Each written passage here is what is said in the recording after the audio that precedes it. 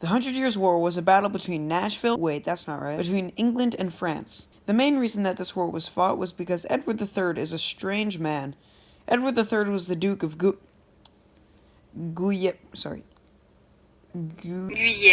And he was very fond of this title. One day France said, and I quote, "Hey, I want that. Give it to me."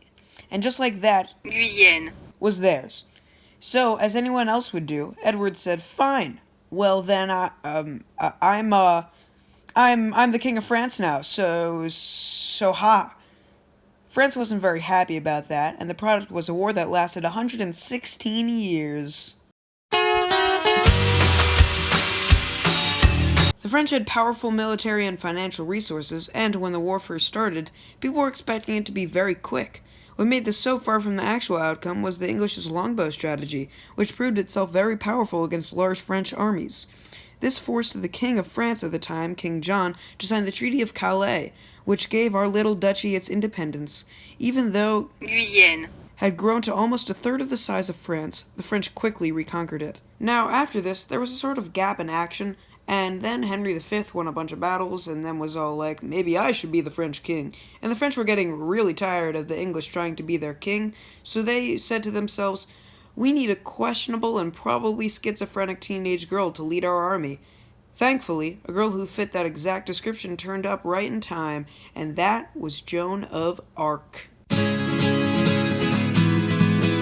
She believed God had sent her to finish the war and make Prince Charles of Valois the King of France. In 1420, Henry V was the king of both England and France, and in 1422, Henry VI, his son, became the king. Charles was getting really pouty, and his only hope was Joan of Arc, and even though everyone told him not to because fairly it was stupid and she was probably insane, he gave her an army. She then set off to Old Orleans, and her and her army fought a couple of battles, and in the end they won. They scared the English off and they ran away across a river. Then, in 1429, Prince Charles became King Charles, and Joan of Arc made her big exit by being burned at the stake for witchcraft. Then, Paris was liberated and some other stuff happened, but let's get back to our old buddy, Guyenne. The French had had power over our little fief for a couple of years now, but they had spent a long time away from it, and they weren't really used to, containing its magic.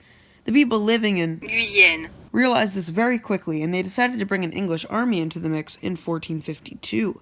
The leader of this army was the Earl of Shrewsbury, Mr. John Talbot. This battle only lasted 1 hour, and it consisted of 1,000 English horsemen and 5,000 French foot soldiers. This ended with the French bombing the English army and killing Talbot. So, England never got Guyenne back, and they didn't win the war. But on the bright side... Actually, there isn't a bright side. Ask me, because